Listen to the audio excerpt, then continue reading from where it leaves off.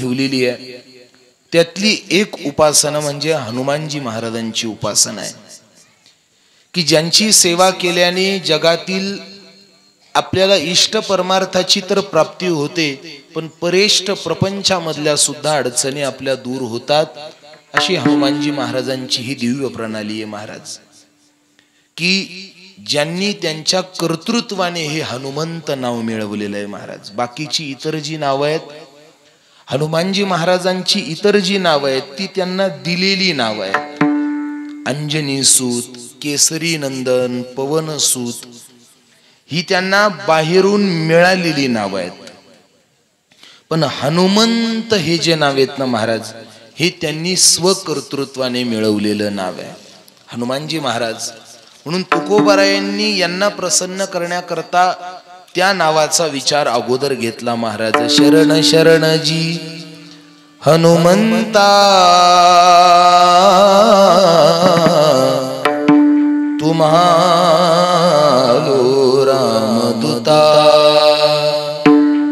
त्यांची शरणागती करणाऱ्याला दिव्य गोष्टींची प्राप्ती होईल, ही मोठमोठ्यांची मुखातून निघालेली महती आहे महाराज। ज्यांचं स्मरण केल्यानंतर कलियुगातले मोठमोठे दोष आपल्यापासून दूर जातात, आपल्याला ज्यांच्यामुळे सर्वांगीण संरक्षण मिळतं महाराज, ती विभूती म्हणजे हनुमानजी महाराज आहे। आणि आपण हनुमानजी महाराजांची शक्ती, हनुमानजी महाराजांची कृपा ही किती प्रभावी आहे, कलियुगामध्ये ती किती शक्ती संपन्न आहे, हे आपण या स्थानावरती गेल्या अनेक वर्षापासून पाहतोय। पण कोणी चुकीचं वागण्याचा प्रयत्न केला तर त्याच्यावर बंधनही टाकतात, ही हनुमानजींची कृपा आहे। विठ्ठल आणि आपल्या कृपेचं पोसणं ज्या क्षेत्रामध्ये देतो ते मारुतीरायांचं हे स्थान आहे महाराज।